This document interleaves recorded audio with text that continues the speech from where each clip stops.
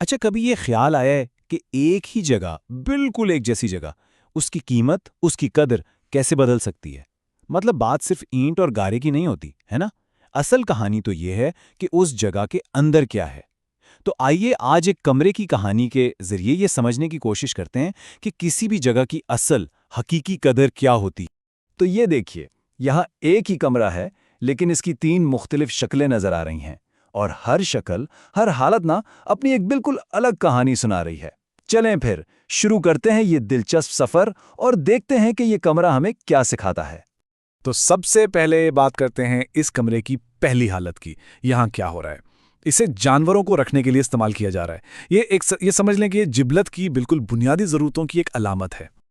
اب دیکھیں، کمرے تو استعمال ہو رہا ہے، کوئی شک نہیں، لیکن اس کے اندر جو گندگی ہے، جو فضلہ ہے، اس کی وجہ سے یہ کسی بھی بلند مقصد کے لیے سوچیں، کیا یہاں کوئی بیٹھ کر پڑھ سکتا ہے یا عبادت کر سکتا ہے؟ بالکل نہیں، یہ جگہ بالکل غیر موزوں ہو گئی ہے۔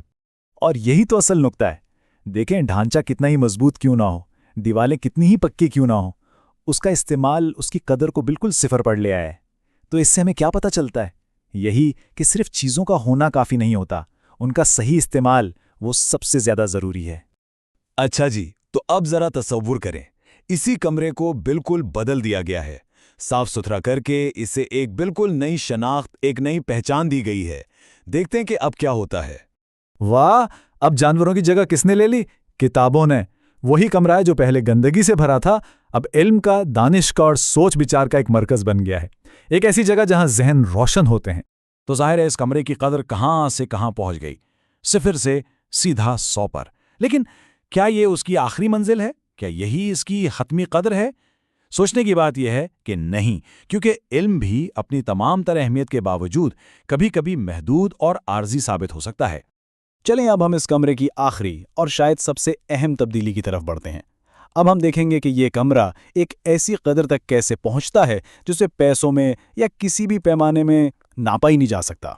تو ایک بار پھر کمرے کو خالی کر کے صاف کیا جاتا ہے، لیکن اس بار مقصد کچھ اور ہے۔ مقصد علم حاصل کرنا نہیں، بلکہ عبادت کرنا ہے۔ اسے ایک مقدس جگہ کی طرح سجایا گیا ہے، بالکل ایک مسجد کی طرح، جہاں ہر چیز پاکیزگی اور سکون کا احساس دلاتی ہے۔ اور اس تبدیلی کا نتیجہ کیا ہے؟ نتیجہ یہ ہے کہ جب کسی جگہ کا مقصد روحانی ہو جاتا ہے نا، تو اس کی قدر دنیا کے سارے پیمانوں سے اوپر چلی جاتی ہے، یہ انمول ہو جاتی ہے، اس کی کوئی قیمت نہیں لگائی جا سکتی۔ تو ہم نے کیا دیکھا؟ ایک ہی کمرہ، 3 الگ الگ مرحلے، اور ہر بار اس کی قدر کس چیز نے بدلی؟ اس کے اندر موجود چیزوں نے۔ لیکن کیا یہ کہانی صرف ایک کمرے کی ہے؟ نہیں، بالکل نہیں۔ اصل بات تو اب شروع ہوگی۔ دیکھیں، یہ جو کمرہ ہے نا، یہ دراصل ایک بہت گہری مثال ہے، ایک استعارہ ہے۔ یہ ہم سب کے اندر موجود ایک بہت خاص جگہ کی طرف اشارہ کر رہا ہے۔ جی ہاں، یہ پورا سفر، یہ پوری کہانی، یہ دراصل انسانی دل کی کہانی ہے۔ یہ کمرہ ہمارا دل ہے، اور اس کمرے کی حالت دراصل ہمارے دل کی حالت کو ظاہر کرتی ہے۔ تو اب سوچیں، دل کے اندر کیا ہے؟ کیا وہ مویشی ہیں، یعنی ہماری نفسانی خواہشات، لالچ، حسد، انا؟ یا پھر کتابیں ہیں، یعنی علم، عقل اور خیالات؟ یا پھر وہ ایک مقدس جگہ ہے، ایمان، خلوص اور اللہ کی یاد سے بھری ہوئی؟ یہ ہمارا اپنا انتخاب ہے جو ہمارے دل کی روحانی قدر طے کرتا ہے، اور یہ انتخاب صرف ہم پر نہیں بلکہ پورے معاشرے پر اثر ڈالتا ہے۔ اور یہیں سے وہ سب سے اہم سوال پیدا ہوتا ہے کہ آخر حقیقی امن کیسے ملے گا؟ صرف ایک فرد کو نہیں، بلکہ پورے معاشرے کو امن کیسے مل سکتا ہے؟ دیکھیں، انسانیت کی ایک بہت بڑی جدوجہد یہ رہی ہے کہ ہم سب امن میں رہنا چاہتے ہیں، یعنی لیو ان پیس۔ ہم باہر امن ڈھونڈتے ہیں، قوانین میں، معاہدوں میں، لیکن ہم ایک بنیادی بات بھول جاتے ہیں۔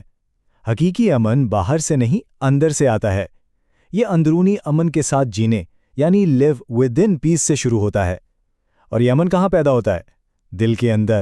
تو آخر میں اصل سوال یہ نہیں ہے کہ ہمارا دل کتنا بڑا یا چھوٹا ہے، اصل سوال تو یہ ہے کہ ہم نے اس کے اندر کیا رکھنے کا انتخاب کیا ہے، کیونکہ یاد رکھیں، ہماری اندرونی دنیا ہی ہماری باہر کی دنیا بناتی ہے۔ اور یہ جو گہرا اور طاقتور تصور ہے، یہ ہمیں مصنف سید انیل رضا کے کام سے ملتا ہے۔ وہ ہمیں یہی دعوت دیتے ہیں کہ ہم اپنی اندرونی دنیا پر توجہ دیں، اسے سنواریں